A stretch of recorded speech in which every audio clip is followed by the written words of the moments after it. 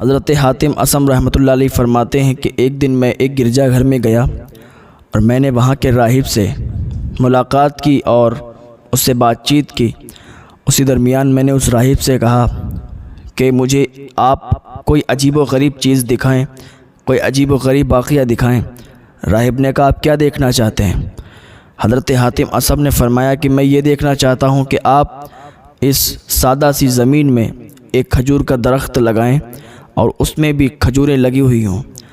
راہب اندر گیا، جانے کے بعد اس نے کچھ پڑھا اور پڑھنے کے بعد باہر آیا کہ دیکھو اب کیا موجود ہے۔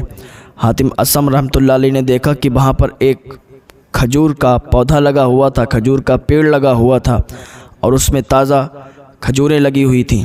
راہب نے حضرت حاتم اصم رحمۃ اللہ علیہ سے کہا کہ میں نے تو آپ کو نشانی دکھا دی ہے، اب آپ مجھے کوئی ایسی نشانی دکھائیے، کوئی ایسی عجیب و غریب بات دکھائیے کہ جو دیکھ کر میں حیرت زدہ ہو جاؤں۔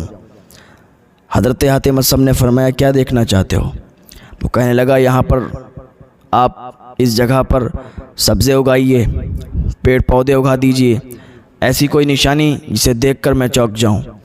حضرت حاتم اصم ایک کنارے پر چلے گئے، جانے کے بعد اپنے معبود حقیقی اللہ رب العزت کی بارگاہ میں سجدہ ریز ہوئے، سجدے میں گر گئے اور دعا مانگنے لگے، اے مالک، اے پروردگار، میں تیرے دین کی سربلندی کے لیے تجھ سے دعا مانگتا ہوں، تو بخوب جانتا ہے، میری دعا قبول فرما اور جو راہب نے کہا ہے وہ پورا فرما، یہاں سبزے اگا دے، پیڑ پودے اگا دے، تاکہ یہ دیکھ کر اور ایمان کی محبت اس کے دل میں آ جائے اور یہ اس کے دل میں ایمان پورا یہ ایمان کے اندر داخل ہو جائے۔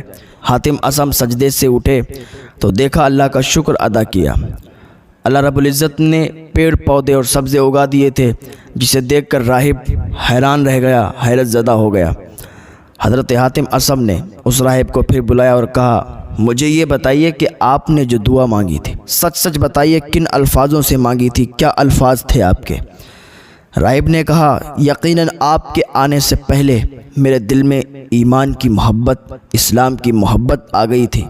میں اپنے گرجا گھر میں گیا اور میں نے تمہارے خانہ کعبہ کی طرف سجدہ کیا اور میں نے یہ دعا مانگی تھی، اے پروردگار، اے خانہ کعبہ کو بنانے والے، اے کائنات کو بنانے والے، اگر تیرا دین سچا ہے، واقعی تیرے دین میں حقانیت ہے، سچائی ہے، تو یہاں پر ایک کھجور کا پیڑ اگا دے جس میں کھجور لگی ہوئی ہو۔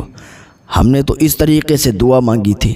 حضرت حاتم اصم رحمۃ اللہ علیہ فرماتے ہیں کہ تم نے دعا مانگی اور ہم نے بھی دعا مانگی، اور یہ سب کام کرنے والا، یہ سب کام کرنے والی جو ذات ہے نا وہ ایک ہی ہے، یعنی یہ سب کام جو کیا ہے میرے اللہ نے کیا ہے اور حقیقت میں میرا دین بہتر ہے۔ حضرت حاتم اصم کی یہ بات سن کر اس راہب نے فوراً کلمہ پڑھ لیا، اشہد ان لا الہ الا اللہ و اشہد ان محمدًا عبدہ و رسولہ۔